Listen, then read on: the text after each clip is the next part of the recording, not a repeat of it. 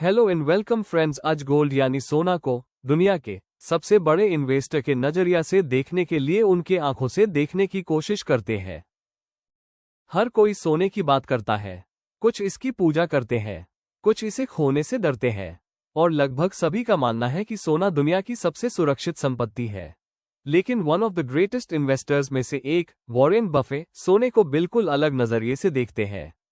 दरअसल उन्होंने लगभग किसी भी अन्य संपत्ति की तुलना में सोने की सबसे ज्यादा आलोचना की है।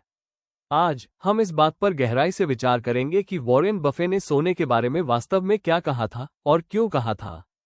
बफे का पहला और सबसे मजबूत तर्क सरल है, सोना कुछ भी पैदा नहीं करता।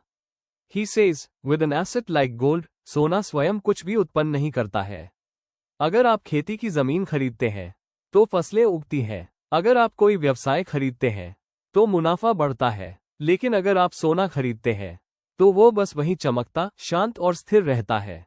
बफेट वंस जोक्ड, अगर आप दुनिया के सारे सोने को पिघलाकर एक घन बना लें तो आप उसे छू सकते हैं, उसकी तारीफ कर सकते हैं, यहां तक कि उसे गले भी लगा सकते हैं, लेकिन वो कभी प्रतिक्रिया नहीं देगा। बफे कहते हैं कि ज्यादातर लोग सोना सिर्फ एक वजह से खरीदते हैं और वो वजह है डर।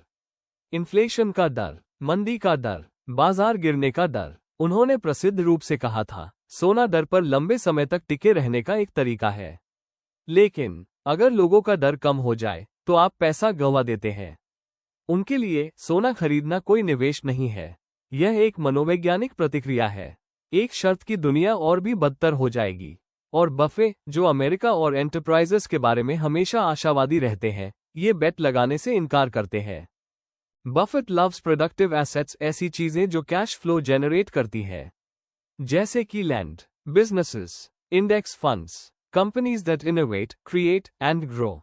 ही सेड, मैं 100 एकड़ जमीन या एक अपार्टमेंट हाउस या एक इंडेक्स फंड का मालिक होना ज्यादा पसंद करूंगा। क्यों?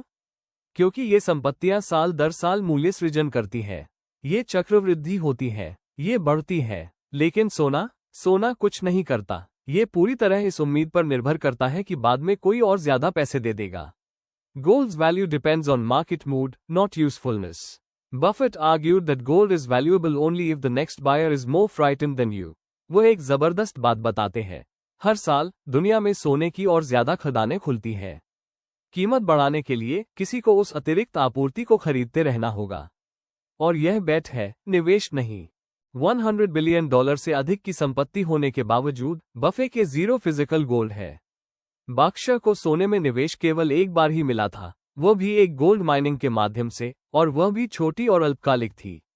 क्योंकि बफे के लिए सोना उनके फिलॉसफी से मेल नहीं खाता। कोई कैश फ्लो नहीं, कोई कमाई नहीं, कोई चक्रवृद्धि ब्याज नहीं, बस मेटल, चुपचाप बैठी हुई। उन्होंने एक बार सोने की तुलना उस हंस से की थी जो अंडे नहीं देती।